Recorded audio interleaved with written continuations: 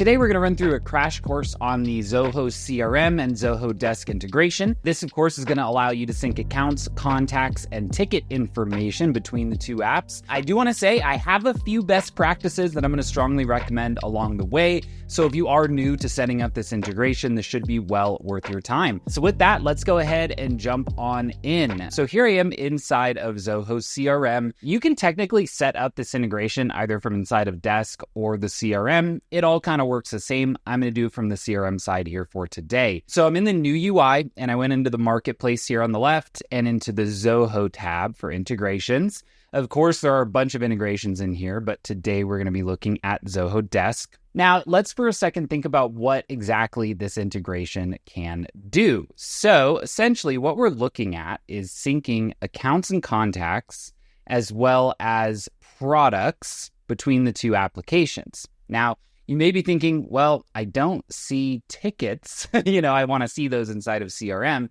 The way that will work is down here at the bottom, it will actually show those tickets on the CRM side, the different users based on their profile permissions. It just doesn't technically sync them into a module, right? So it's not like in CRM, it takes, the cases module or the services module and puts the tickets there. Instead, it's essentially going to add them as a related list that's an embedded view into Zoho Desk. Let's actually go through here and set up the integration step by step. But before we do, I do want to ask, if you're finding the video useful, be sure to like and subscribe down below. Leave me a comment with any questions and video requests you'd like to see us cover. And as always, just head on over to Zenatta.com and click on book a meeting if you'd like to talk about how we can help you out. Getting into this, really what we're going to do is sync our accounts and contacts, and then we're going to sync our products. Now, for accounts and contacts, those are going to land into this customers tab inside of Zoho Desk. Currently, this is a fresh desk account, so it is empty. So we should actually see it populate as part of this setup. Now, we're going to go into this configuration setting.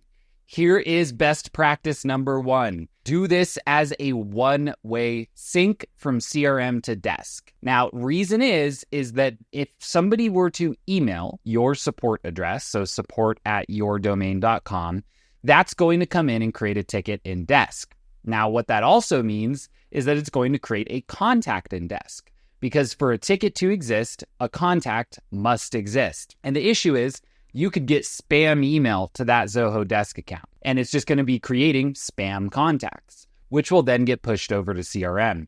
So what I normally recommend there is, hey, Zoho Desk is likely over time going to have some spam contacts, people that have emailed your support line trying to sell you things, right? Whatever they're doing. What I recommend is, hey, once in a while, go and clean those out, remove them, what have you.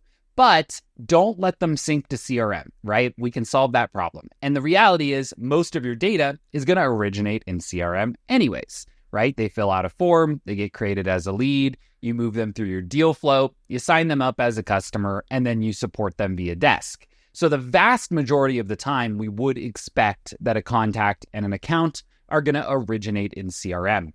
So we're just going to say, hey, only push the data from CRM to Desk. I don't want it to come back. I'll tell you, that's how we do it in the vast majority of our implementations, because again, it just eliminates the risk of that spam coming back in.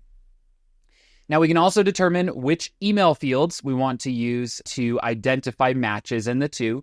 You're going to use email no matter what, but then you can choose to include a secondary email. I normally just do it with primary. In most of our situations, we're not using secondary very heavily, so I'll just keep it as primary for right now.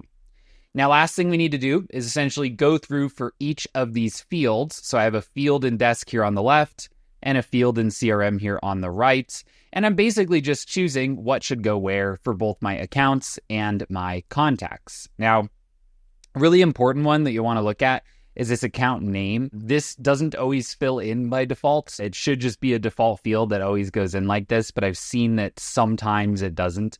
So I do always like to highlight, make sure to grab that one as you're going through and setting this up. But again, this is just like your standard field mapping that you do in any integration options, where you're just going down the line, making sure that everything lines up and that you're pulling over the data that's relevant for you. I'm going to keep it simple here. I do want to make sure I've got first and last name and account name and email, and then maybe some phone number fields. And then I'm going to click done. So that's now been configured. We can also sync our products. Again, I recommend one way, and then I recommend choosing your departments here. Product code should always come in. Manufacturer is good. Category, why not? Unit price, let's do it. And then I'll click done. So now we have those two major modules syncing. Now, you might not be using products in CRM, so you can skip that part, or you could turn it on anyways and just have it sitting there in the background. Now, last thing here, CRM related list. Which modules should show Zoho Desk tickets on their related lists? Normally, these ones are good, right? So we've got accounts, contacts, deals, and products. Most people are not using Zoho Desk for leads. Generally, those are people that are not at a place where you're providing like customer support. There are, however, cases where somebody might create a department inside of Zoho Desk for their sales team. I've seen it before where you have like sales@yourdomain.com. People sometimes email that rather than setting up a form. And you might still want to have a nice, consistent way to route them to the team and track and ensure that we're chasing that down. And in that case, you might turn on leads where, again, it's just going to match based on the email address to show them. Otherwise, I will always like to highlight there are the support for custom modules. So if you do have data that's linking to these, the primary thing it's going to be looking for is like an email address. So do know it's not always going to be perfect. You can always rely on it for accounts and contacts, deals, and products is really the short story there. Leads works all right. I am going to turn that off for now. And then lastly, we can determine how tickets should show up inside of CRM. So should all tickets show up? Basically meaning, hey, I am user A. I have access to department A, not department B, if I actually go into desk. What option 1 means is that from CRM, I can actually see department A and B. Option 2 would say, hey, when a user goes into a certain account record, they're only going to see tickets if they have access to that department inside of Zoho Desk. So I'll tell you the majority of the time, it's option 2, right? Because we don't want to create a security loophole where somebody can see like some type of billing request or some type of escalation, whatever it may be, that they normally wouldn't have access to. So now we'll click save, and that sync is going to run in the background. Again, really what it's going to be doing is populating our accounts and contacts and connecting them to those matching accounts and contacts inside of Zoho CRM. So what we're going to do here is just give this a moment to run that sync, and then we will be right back. All right, so Martha Stewart style, I am pulling it out of the oven after it's baked here. We're going to be looking at example account. This is just a record I have here in CRM that has an account and a related contact. This record here is going to be what we're going to use to show how tickets are visible on both sides. Now, one thing I will highlight is for any of these records that are connected to a CRM account and a CRM contact, you'll be able to click on this little CRM tab and see a bunch of that information. One of the things I do really like here is that you can actually see tasks and potentials. So like if you have a work item that they're waiting for and they were to, let's say, submit a ticket, right? You can actually see that on the desk side that there's this open task in CRM that we likely need to work on. And then what we'll also see is that under the contacts tab for this account and desk, I have my CRM example contact as well. So maybe we want to open that up in a new tab. And again, very similar. It's just synced over all the information that we mapped. We've got that CRM tab here where I can see the full info, the potential, the notes, the activities. But let's really see what this looks like with a ticket, because right now, we've got this integration turned on. And if I come in and I look at a particular record here, I can see that my Zoho Desk related list has been added. I'm going to move that up to the top just for convenience here.